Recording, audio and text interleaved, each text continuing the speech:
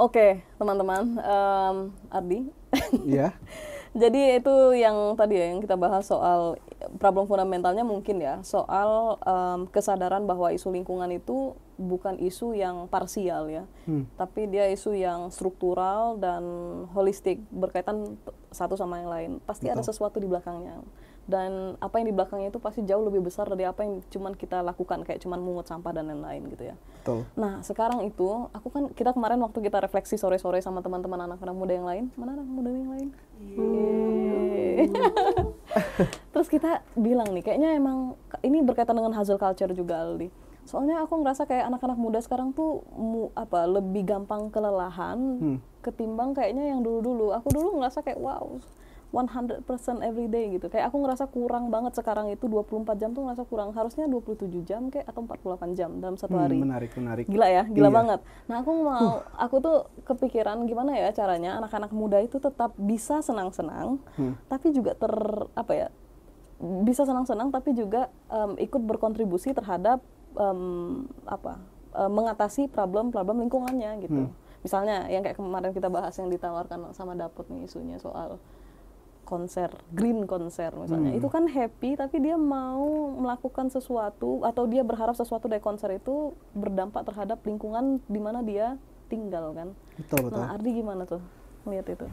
Kalau aku melihatnya karena dulu sebelum aku di Planet Indonesia aku sempat kerja di salah satu perusahaan B2B e-commerce, Apa itu?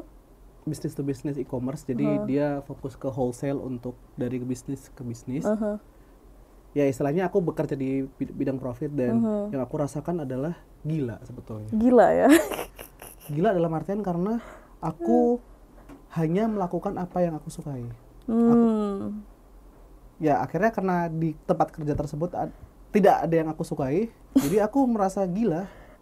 Gila dalam artian energi drain. Energiku tuh mengalir tidak ke tempat yang seharusnya.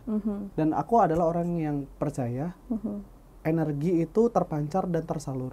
Dalam artian ketika kita menempatkan energi dalam tujuan yang tepat, maka kita dapat energi baru dari orang yang memberikan energi kepada kita, atau bahkan environment atau lingkungan yang memberikan energi kepada kita. Iya. Dan dari pertanyaan Mbak Dinar itu jawabanku. Kenapa kok mereka merasa kelelahan? Karena nggak ada energi. Wah, itu ya. Mereka tidak bisa menyalurkan energi mereka terhadap kepada hal yang tepat bagi mereka. Iya. Dan karena energi mereka sudah habis dan mereka berada di ruang di mana tidak mendapatkan energi baru, dan akhirnya kelelahan. Iya, Dan ada satu istilah namanya lethargic. Apa itu?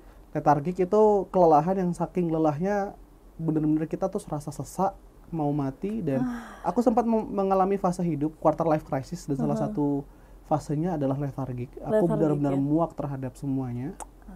Dan akhirnya salah satu cara untuk aku mengembalikan diri adalah aku main dan aku tur keliling Jawa Tengah. Wow. Pakai motor. Aku melihat, jadi aku dengan equipment seadanya, dengan perbekalan seadanya, aku mulai sendiri berkeliling naik motor tanpa tujuan. Bener-bener lihat sini ya. Kemudian ketika makan aku mulai berinteraksi kepada masyarakat. Lalu aku sengaja masuk ke daerah-daerah pelosok dan segala macam, dan ternyata ini yang mengembalikan energi aku. Melihat hal-hal indah, bertemu dengan orang-orang indah. Sehingga ketika kita kembali, kita bukan hanya kembali kepada diri kita yang utuh, tapi kita menjadi diri kita yang baru. Wow, that's a quote. Nah, itulah sebenarnya esensi energi terbarukan yang seharusnya. Energi terbarukan dong. Karena memang seharusnya baru. Bahlil pakai tagline ini ya, energi Betul. Terbarukan itu ya. Energi terbarukan yang sebetulnya. Nah, jadi kembali lagi. Jadi ketika teman-teman pemuda yang istilahnya mau melakukan sesuatu, mereka sudah keburu terhalang dan terhimpit dengan masalah-masalah yang levelnya mikro.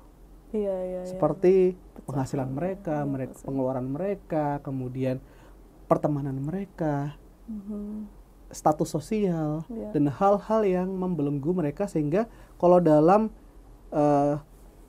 hierarki kebutuhan manusia, malah nyampe di piramida level pertama aja. Iya. Mereka tidak akan pernah bisa mencapai aktualisasi diri. Iya, betul.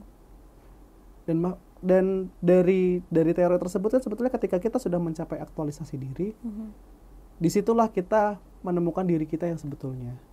Dan ketika kita sudah menemukan diri kita yang sebetulnya, kita bisa melihat diri orang lain. Setelah kita bisa melihat diri orang lain, kita bisa melihat lingkungan yang lebih luas.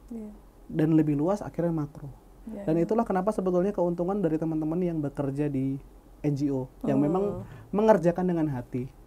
No offense, tapi kadang beberapa teman-teman kan ya yang penting bekerja. Oke, aku sangat hargai itu dan memang itu adalah kebutuhan hidup pada umumnya. Tapi ketika sudah di tahap di mana kita bekerja dengan hati, kita mencintai dan kita mendapatkan aktualisasi diri di dalam lingkungan pekerjaan tersebut, semuanya akan datang. Dan itulah yang aku pegang.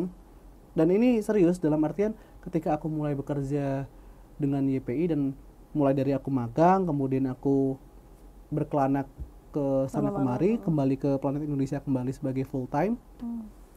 Disitulah aku sadar bahwasannya dengan aku bisa bekerja dengan hati, dan akhirnya hati yang aku harapkan, dan ketika kita berkaitan dengan masa muda dan masa depan itu pasti tidak jauh dari hope atau harapan.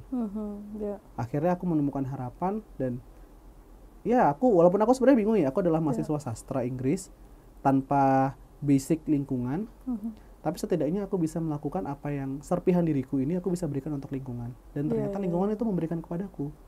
Tidak hanya lingkungan hayati ya, tapi lingkungan manusia juga. Lingkungan Zainuddin juga. Siapa lagi itu? Kapal Van der Wijk dong. Ya Allah. Oh iya lagi ya. Ya, anyway itu. Dan terkait dengan Green Concert dan gerakan-gerakan unik, itu aku sangat apresiasi sebetulnya. Keren banget ya. Keren banget. Keren, mungkin banyak yang berpikir kayak, "Walah, itu cuman gimmick dan segala macam." Ya.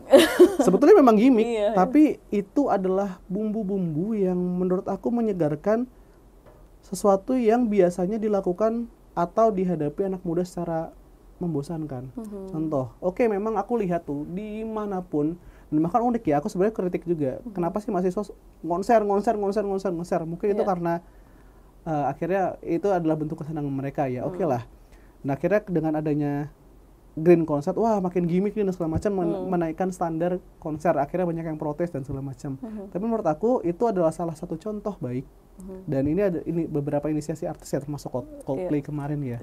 Yang memang intinya ternyata ketika kita melakukan sesuatu plus yang kita senangi, itu juga bisa menguatkan dampak kita terhadap lingkungan loh.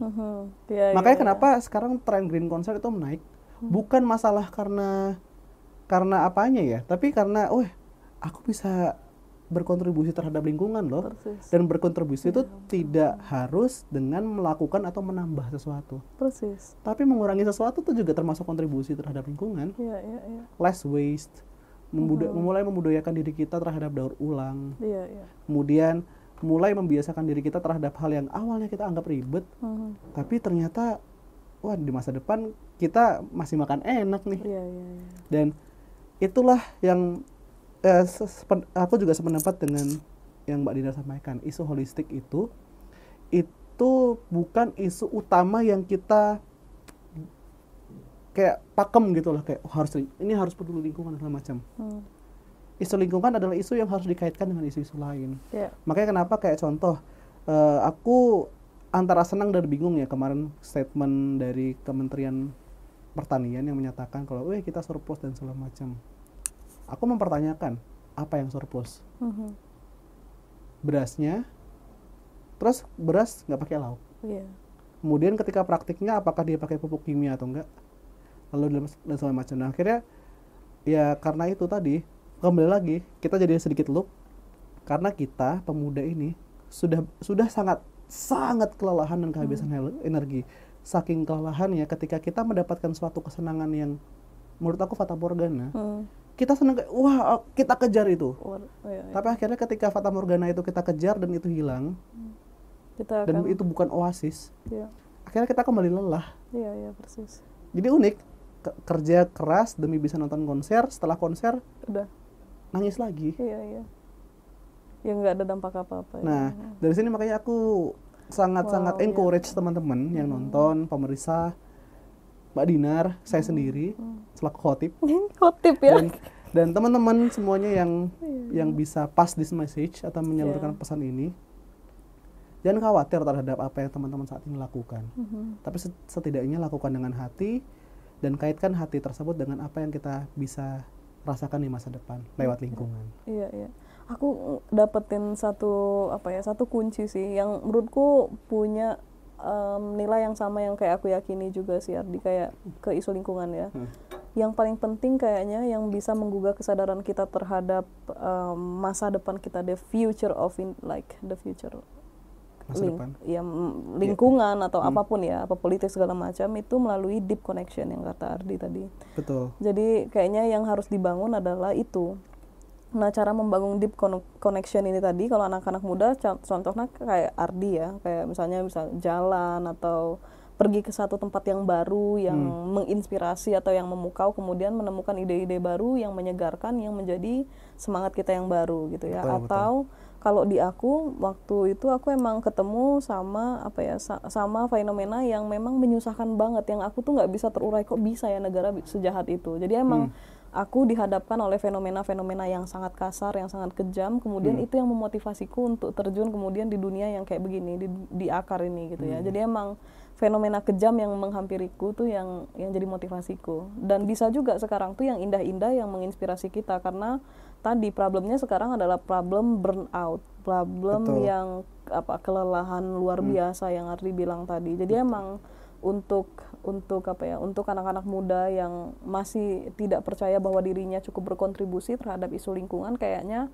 mulai deh dari yang itu ya, deep connection itu. Jadi aku ingat sedikit kutipan dari buku berjudul Kosmos yang ditulis oleh Carl Sagan. Sebetulnya buku tersebut kan mengurai bagaimana tata surya itu berjalan dengan cara yang indah.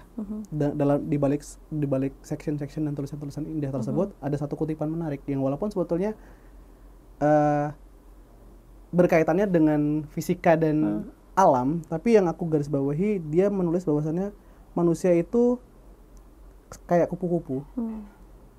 Dengan beberapa kali dia mengepakkan sayapnya,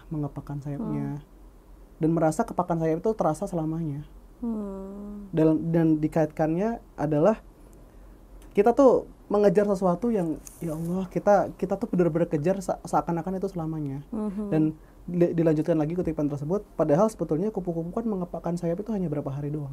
Iya, sudah itu mati. Jadi dalam sudut pandang kita, terutama yang pemuda yang pengejar karir sampai burnout, sampai rela tipes, sampai rela, siapa ya itu, kayaknya kenal deh. Pokoknya intinya siapapun lah yang sampai benar-benar rela mengejar karir dan ini demi ambisinya. Padahal kupu-kupu tersebut, ya kita tuh hanya mengepakkan hanya satu hari aja. Bagi dunia kita tuh hanya satu hari. Bagi Tuhan, bagi alam itu kita hanya hidup satu hari. Tapi kita merasa kita hidup selamanya. Dan dari kesombongan itulah yang menyebabkan kita itu lelah juga. Lelah, tidak energi dan segala macam. Tapi jika teman-teman sudah merasa tersebut, jangan khawatir, karena ada fenomena yang terkait dengan kupu-kupu juga. Bahwasanya kupu-kupu itu bisa menyebabkan tornado di Amerika. Tornado? Efek butterfly effect. Oh, butterfly effect. Dengan adanya kupu-kupu, mungkin bisa terjadi tornado. Tapi dalam kaitan kutipan proverb tersebut, yang aku garis bawahi adalah sebetulnya walaupun kita mengepakkan sayap yang sebetulnya hanya satu hari dan kita rasakan selamanya, tapi sebetulnya bisa berdampak loh terhadap apa yang nanti kupu-kupu lain itu rasakan. Jadi poinnya adalah, kalau misalnya teman-teman merasa teman-teman mulai lelah terhadap apa yang teman-teman lakukan sekarang, nggak apa-apa. Tapi jangan lupa berhenti sejenak, istirahat, lalu kita ulas kembali apa yang sudah kita lakukan sebelumnya. Kita lakukan retrospektif terhadap apa yang saat ini kita sudah dapatkan, dan nextnya apa. Dan dengan refleksi-refleksi yang hangat seperti itu disandingkan dengan energi-energi positif yang kita bisa dapatkan dari lingkungan, dari alam, dari masyarakat yang berada di dalam lingkungan tersebut, dan lingkungan baru yang kita bisa rasakan, itu dapat memperbarui energi kita sehingga kita dapat berkontribusi lebih terhadap manusia dan lingkungannya. Iya, aku juga setuju banget sih. Yang menurutku karena kita sekarang hidup di era dampak ya. Jadi betul. kayaknya yang bisa dilakukan anak-anak muda adalah mengurangi dampak. Betul. Mengurangi dampak itu artinya memproteksi dirinya dari aktivitas atau budaya konsumerisme yang malah merusak lingkungan, atau melalui aksi-aksi yang merusak lingkungan juga. Jadi emang kayaknya yang bisa direduksi hanya dampaknya melalui aktivitas yang sekreatif mungkin, se-fun mungkin, semudah mungkin gitu ya, dan seasik mungkin. Jangan sampai jangan membuat membebankan kita lagi dengan penderitaan pikiran yang begitu gitu ya. Karena penderitaan itu warisan itu sebetulnya, dia. dan penderitaan itu akan selalu ada. Tapi setidaknya kita nikmati penderitaan kita, dan lakukan apa yang bisa kita lakukan untuk. Jadi mungkin Mbak Dinar ambil perspektif mengurangi dampak, dan aku bisa mengambil kesimpulan bahwa tidak hanya mengurangi, tapi kita juga bisa meningkatkan dampak positif yang kita Dampak bisa lakukan terhadap apapun yang kita inginkan tujukan. Good point. Oke. Nah, sebelum yang lintas isu, aku mau tanya dulu, kalau menurut Ardi ya, gimana sih caranya kita aktivis-aktivis anak-anak muda ini membangun ruang aman di antara aktivis muda biar nggak saling nyalahkan tuh loh. Kan tadi kita hati-hati banget kan, nggak saling nyalahkan bahwa kalau kamu masih mengkonsumsi teh minuman dalam kemasan berarti kamu nggak cinta lingkungan, nggak peduli lingkungan. Nah, gimana caranya? Dan biar nggak jatuh sendiri sih. Dan sebetulnya juga kalau bisa dibilang menyalahkan, aku pun juga termasuk salah satu aktor yang menyalahkan juga. Dan memang selain kita aktor, kita tuh adalah korban sebetulnya. Korban dari hal-hal yang menyebabkan kita menjadi aktor saling menyalahkan. Jadi teman-teman, dari beberapa bahasanku tadi memang sedikit menyinggung ataupun sedikit bertentangan terhadap pandangan-pandangan. Ya saya minta maaf dan tentu saja terbuka untuk segala ruang diskusi ya. Dan ruang diskusi terkait dengan yang Mbak Dinar sampaikan tadi, menurut saya itu ruang aman dalam suatu entah itu diskusi ataupun gerakan kolektif, itu tidak muncul karena kesamaan pandangan. Terus? Tapi justru itu muncul karena adanya orang-orang yang hadir dalam ruang yang sama tanpa topeng dan tanpa agenda yang dibawa-bawa. Dalam artian ya seperti itu tidak dimungkiri, cuman untuk kita berasa betul-betul aman secara psikis, secara psikologis, setidaknya hadir pertama, hadir dulu, hadir tanpa berpikir bahwasannya kita harus untung terhadap apa yang kita lakukan di ruang tersebut. Untung dalam artian keuntungan pribadi ya berarti ya. Nah, lalu apalagi kita sekarang kan bekerja itu selalu penuh, apalagi dengan hasil tadi ya, selalu penuh tekanan untuk bekerja secara impactful. Impactful dalam artian banyak dari kita itu bekerja harus impactful sehingga kita malah merasa rapuh. Iya, dan bahkan kadang merasa meaningless karena ngejar impact ya, jadi meaningless. Betul, dan akhirnya sendiri. Jadi artinya walaupun kita berkumpul dalam satu ruang, sebetulnya kita nggak berkumpul, malah berasa sendiri, sendiri, tapi kebetulan ada di ruangan yang sama. Makanya aku bilang tadi ruang aman itu tidak dibentuk secara natural dalam artian kesamaan pandangan saja, tapi juga harus ada keterbukaan. Keterbukaan dalam artian bukan berarti transparan, tapi ibaratnya kamu ketika datang hadir ke suatu ruang pembelajaran baru itu harus membawa gelas yang kosong. Jangan membawa gelas yang berisi. Karena disitulah kamu bisa jadi akan mengisi, dan ketika kamu diisi kamu akan memberikan ke orang lain juga. Nah itu. Lalu bagi saya ruang aman itu dimulai juga dari pengakuan manusia. Dalam artian ada semangat yang dibangun, tapi tentu saja ada batasan-batasan yang memang harus disepakati bersama. Karena tidak bisa dipungkiri teman-teman pasti juga punya agenda atau ada hal-hal yang ingin capai, baik itu secara personal, secara kelembagaan dan segala macam. Tetapi setidaknya harus dalam ranah, kalau di buku berjudul Holding Change karyanya Adrian Brown, itu dia mengatakan healing happens at the speed of trust. Jadi sesuatu hal yang ingin kita kembalikan kembali itu selaras dengan kepercayaan yang dibangun. Makanya ruang aman itu sebenarnya bukan ruang di mana kita berdiskusi dan bagaimana caranya kita menyelamatkan orang. Iya. Tapi harusnya tuh melahirkan kepercayaan-kepercayaan baru yang membuat kita itu nggak saling jegal dan saling goyah. Dan aku masih berusaha, dalam artian aku belum bisa mencapai di tahap itu, baik itu di ranah kemitraan YPI ataupun ranah aliansi. Bukan berarti aku tidak mencapainya, tapi aku sedang berusaha untuk terus continuous dan konsisten untuk menuju ruang aman tersebut. Apalagi ditambah di ruang yang levelnya gerakan nasional ya, seperti Aliansi Bumi Kita, Mbak.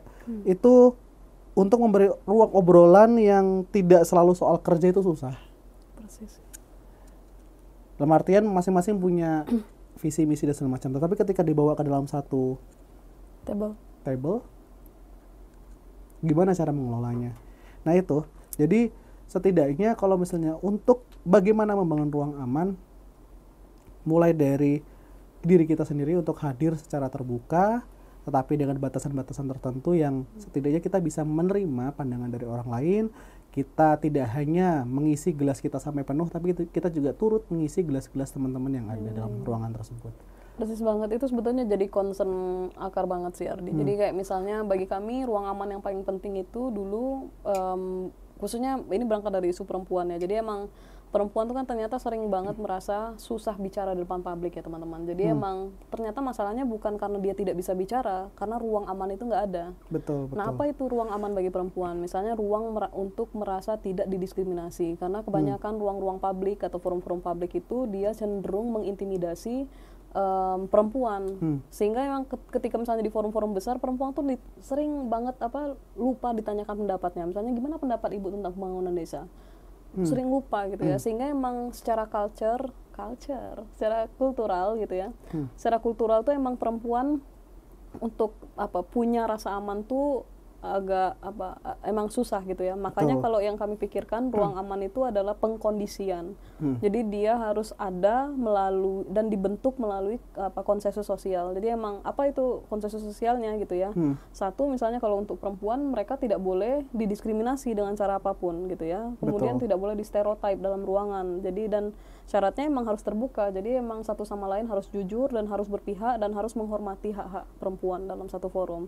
Nah, dan martabatnya saling menjaga. Persis, harus saling menjaga. Makanya kami kalau di akar pelan-pelan banget tuh dibangun rasa ruang aman bagi perempuan tuh. Misalnya kalau ibu-ibunya merasa bahwa ketika berada di satu forum sama bapak-bapak merasa terancam gitu ya, atau merasa kurang bebas, maka kami cenderung untuk buat dua kegiatan dipisah dulu sampai dia berani bicara bersama-sama gitu. Betul, kurang lebih sama sebetulnya. Kami ketika berkegiatan ada teman-teman Pumka lama yang dia sudah merasa pede karena memang sudah melalui proses yang panjang, penuh pembelajaran dan sedikit menyakitkan. Tapi akhirnya dari proses yang lama, kemudian beberapa peningkatan kapasitas berbasis kepemimpinan yang tidak berpihak kepada individu ataupun jabatan struktural di dalam badan tata kelola mereka, akhirnya perempuan itu mulai ambil peran yang lebih tinggi. Misalnya ada yang jadi ketua Pumka bahkan, atau dia ketua Pokja, dan kemudian mereka selain diberikan posisi juga diberikan mandat untuk berbicara depan orang. Persis. Bahkan kemarin Mbak Dira sempat ikut ya, berbicara depan donor langsung. Iya ikut itu. Tapi memang ada beberapa lokasi dampingan yang memang masih dalam proses dan kami sangat menghargai itu. Mulai dari mereka ternyata kami merasa nyaman ketika kumpul sama-sama, kami tetap di dekat-dekat dapur misalnya. Ya memang karena memang mereka terbiasa dalam ruang domestik ya agak sedih, tapi oke lah kita pelan-pelan berikan ruang aman tersebut sampai mereka merasa betul-betul aman. Karena ketika kita paksakan, dan kami selalu tidak ingin memaksakan ya, tapi ketika sudah waktunya, maka ruang aman itu tidak hanya tercipta, tapi mereka menciptakan sendiri. Iya, persis, dibangun kan. Betul. Nah, tapi aku nggak ngerasa kayak misalnya aktivis tuh harus punya rasa aman sih. Maksudnya punya ruang aman ya, karena hidup menjadi aktivis itu memang selalu berada di ruang-ruang yang bikin mereka selalu merasa fragile itu, selalu merasa rapuh. Jadi emang nggak ada ruang aman bagi seorang aktivis yang sedang berjuang itu.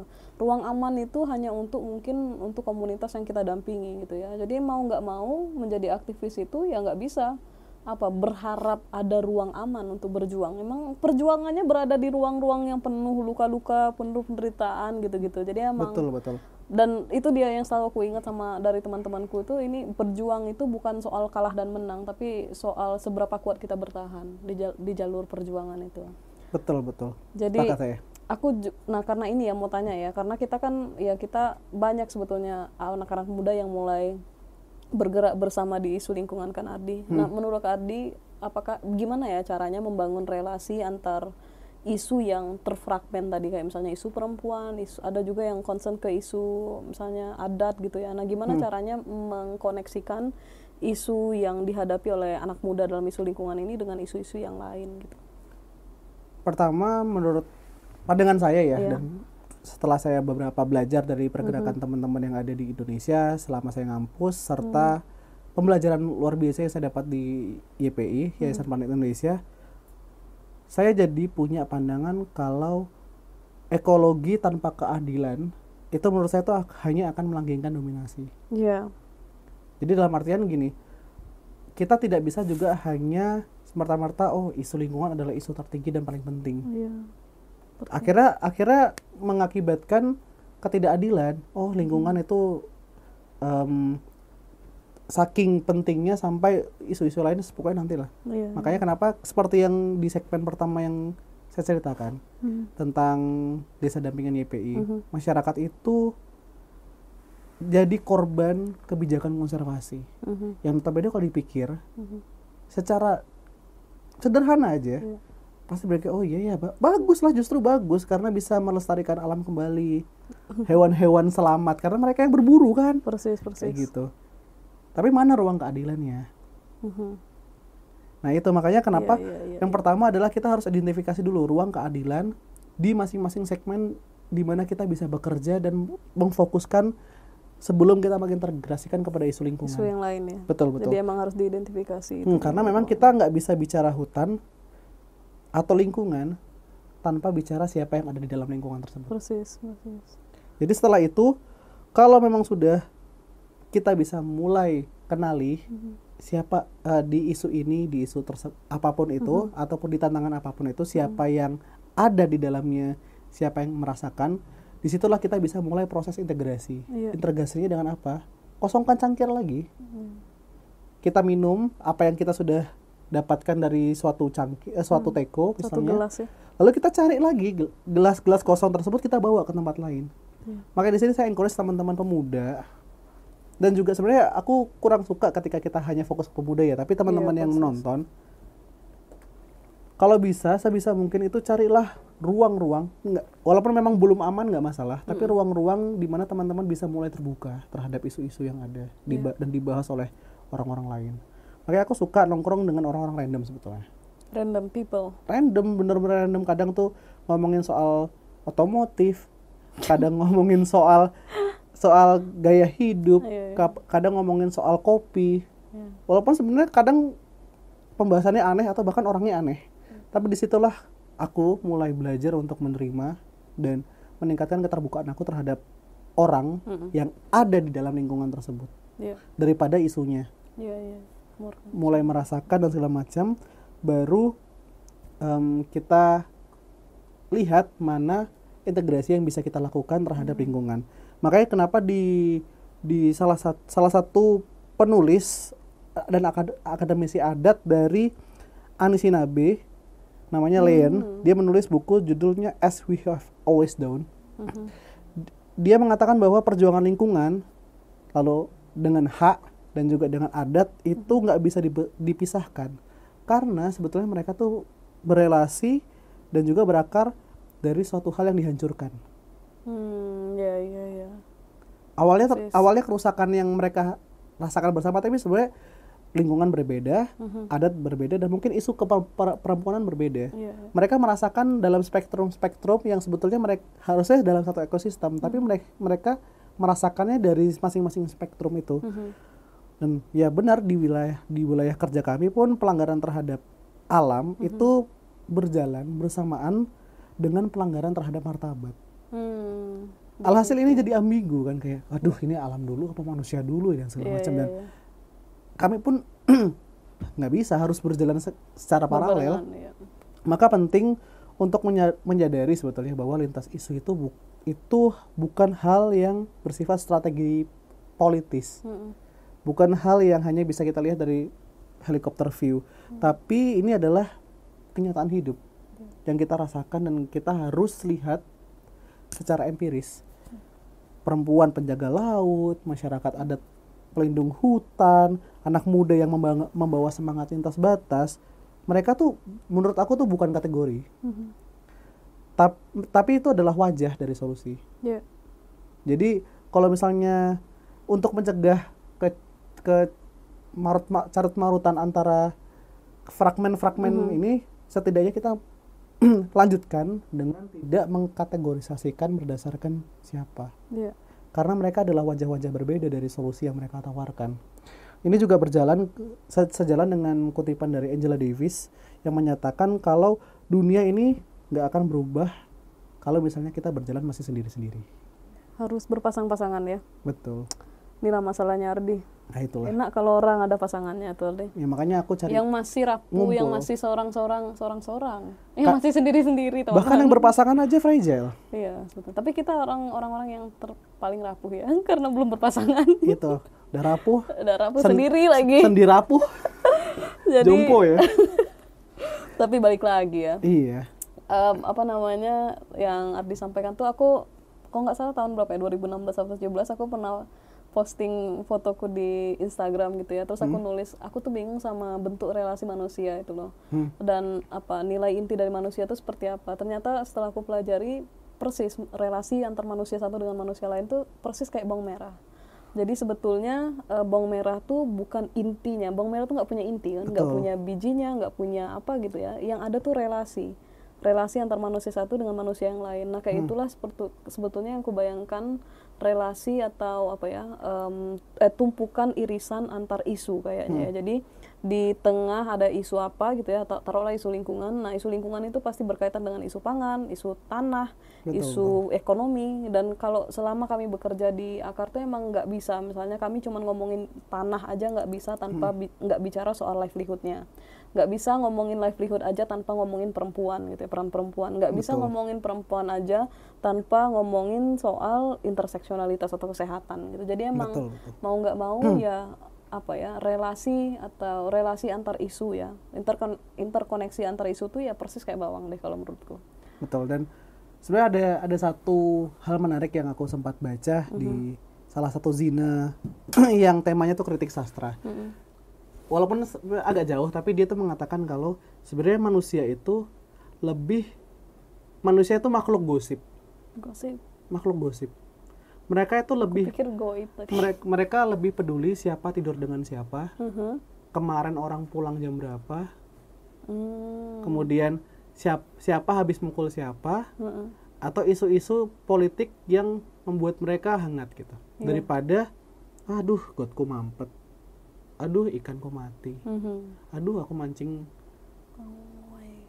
Tapi itu tantangan, tapi itu adalah peluang. Dalam artian karena memang manusia itu adalah makhluk gosip, ya setidaknya kita munculkan isu yang mereka bisa gosipkan. Kenapa mereka menggosip bahwasannya, ini kayaknya mereka habis kumpul kebo nih, mohon maaf ya teman-teman kalau agak frontal. Wah ini mereka habis kumpul kebo dan segala macam. Kenapa mereka lebih membahas itu daripada isu yang lain?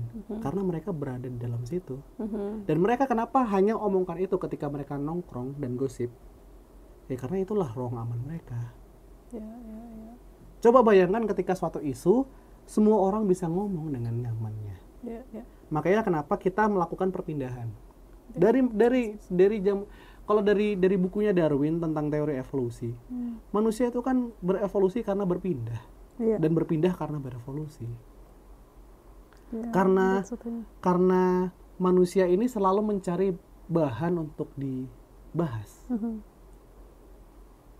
Wah kayaknya daerah sini kurang tepat nih, kita pindah dan segala macam. Wah orang ini kurang tepat, ya udah kita eliminasi dan segala macam. Dan itulah yang sebenarnya sumber-sumber konflik, dan memang terkadang orang memanfaatkan konflik, termasuk kita sebagai pemuda-pemuda jompo yang sangat fragile, pemuda-pemuda jompo, fisik, jasmani dan rohani, itulah yang akhirnya jadi bumerang buat kita sebetulnya untuk iya. ya akhirnya kita pecah. Iya. Dan mungkin kalau kita nggak misalnya nih, walaupun aku tidak bermaksud menyombongkan, cuman kalau misalnya nih tidak ada YPI yang menggagas kemitraan misalnya, ini aku studi kasus di tempat kerjaku saja, maka bisa jadi aku tidak akan ketemu sama Mbak Dinar dan teman-teman akar. Terkoneksi. Bisa jadi aku tidak bertemu dengan masyarakat adat yang ada di Bengkulu. Iya. Ya itu, karena memang karena apa, kita berkumpul untuk menggosipkan hal yang sama. Itu dari aku. Persis ya. Manusia gosip. Manusia tuh bukan makhluk sosial, makhluk gosip ya. Ya itu baru ya. Dan kan tadi kita udah bahas ya soal escaping ya, maksudnya jalan keluar dari rasa kelelahan kolektif ini gitu ya. Udah dibahas juga strateginya gimana, kira-kira ide-idenya gimana gitu ya, udah kita bahas. Nah tapi sekarang kan kita tuh istirahat untuk kita move forward. Jadi kalau menurut Ardi, apa makna keberlanjutan itu untuk Ardi? Keberlanjutan. Sebenarnya aku juga selalu mempertanyakan, what is sustainability? Apa sih yang mau dilanjut? Karena terkadang tuh kita perpindahan antar generasi tuh bukannya membawa solusi, malah bawa masalah. Iya. Kayak contoh, kita tidak, mungkin ini fenomena yang dirasakan oleh masyarakat ya. Mereka adalah korban dari kemiskinan struktural misalnya, tapi mereka ada keinginan manusiawi untuk melakukan reproduksi. Akhirnya mereka menikah, kemudian menghasilkan keturunan, dan keturunan tersebut akan menjadi korban baru terhadap kemiskinan struktural tersebut. Persis. Tapi nggak bisa disalahkan secara 100%. Jadi menurut aku keberlanjutan itu adalah seni untuk hidup selaras dengan waktu yang sebenarnya kita nggak miliki sepenuhnya. Persis. Dalam artian seperti yang kau bilang tadi, kutipan dari Carl Sagan, kita tuh manusia tuh layaknya kupu-kupu yang mengepakkan sayap, menganggap bahwasannya dia itu selamanya, padahal hanya 1 hari. Jadi bukan, kita ketika ngobrolin soal sustainability itu bukan ngomongin soal gimana cara memperpanjang umur bumi, tapi tentang memperlambat langkah kita agar bumi itu tetap selalu berdetak jantungnya. Jadi kata lagi nih, saat mulai dari industri revolusi pertama di Inggris dan di beberapa negara Eropa, dimulai dari pembuatan pabrik sana sini, kemudian tambang, lalu kereta uap dan segala macam, sampai sekarang yang digaungkan dan bahkan agak unik sih dibahas sama mahasiswa sebagai satu glorifikasi ya, Revolution Industry 5.0 bla bla bla segala macam, apalagi dengan AI. Padahal sebetulnya mereka tuh mempercepat langkah. Padahal sebetulnya yang dilakukan teman-teman untuk di bidang sustainability atau keberlanjutan harusnya memperlambat langkah menurutku. Persis. Nah, karena aku merasa bahwasannya alam itu mengajarkan satu hal yang bagus menurut aku. Alam tuh mengajarkan bahwasannya kita tuh bermusim. Layaknya pohon dan hutan, ada masa tanam, ada masa berakar dalam gelap, ada masa bertunas tanpa riuh. Nah, kalau dalam konteks itu sebenarnya keberlanjutan kan bukan sesuatu yang nggak bisa instan, melainkan sesuatu yang ditenun, perlahan melalui benang-benang kecil, yang akhirnya membentuk suatu pola keindahan. Kembali lagi, dan ada satu istilah Japanese proverb yang aku suka. Menurut aku keberlanjutan tuh kacho fugetsu. Kacho fugetsu. Apa itu? Sebenarnya aku belum bisa menerjemahkan secara literal, tapi secara pemaknaan keberlanjutan itu bertumbuh dalam keheningan bunga dan bergerak layaknya keterhubungan antara burung, hembusan angin dan cahaya bulan. Dan akhirnya dari situ, dari pola hutan, dari pola pohon, dari pola alam itu mengajarkan kita tuh sebenarnya bukan pusat. Bahkan dulu ilmuwan aja tuh seperti Kopernikus tuh yang kemudian dari Kopernikus, Galileo Galilei segala macam, mulai dari teori geosentris sampai heliosentris dan mungkin sekarang sampai ke level black hole ya. Itu tuh selalu mengajarkan bahwa ternyata tuh kita tuh bukan pusat. Geosentris menghadirkan bahwasannya bumi adalah pusat, sehingga kita menjadi sombong. Akhirnya tiba-tiba ada orang membuktikan bahwa kita adalah heliosentris. Kita mengitari matahari dan orang-orang mulai memuja matahari. Ternyata matahari pun mengitari sesuatu yang kita belum tahu apa itu. Sekali lagi, kita bukan dan tidak akan pernah menjadi pusat. Makanya seperti pohon itu kita tumbuh ke atas, nggak ke samping. Karena akarnya tuh mengakar ke dalam. Akarnya akarnya mengakar ke dalam, bukan keluar, kecuali mangrove. Dan saya belajar bahwa keberlanjutan itu hanya mungkin jika kita kembali merendah dan menguatkan akar kita. Nah dari situ, karena kita memang notabene sebetulnya bukan penguasa alam, kita hanya penguasa teritori aja. Jadi kita belajar bagaimana kita merupakan bagian dari jaring kehidupan.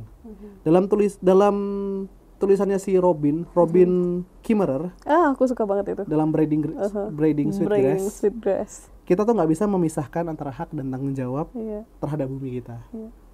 Makanya kenapa bagi saya, sekali lagi untuk konklusi, keberlanjutan adalah kesadaran dan keterhubungan yang kita relasikan. Dari situ, apa yang kita lakukan hari ini itu akan membentuk suatu riak seperti air. Air yang disentuh lembut oleh angin, tapi ketika dihembusnya terlalu keras, mungkin akan jadi perusak. Dan memang kita layaknya air, kita sebetulnya ketika mengalir itu kita nggak tahu ujungnya sebenarnya kemana sih. Iya benar-benar. Kalau misalnya serangga kejebak di atas daun dan daunnya bergerak menuju sungai, itu dia kan nggak tahu.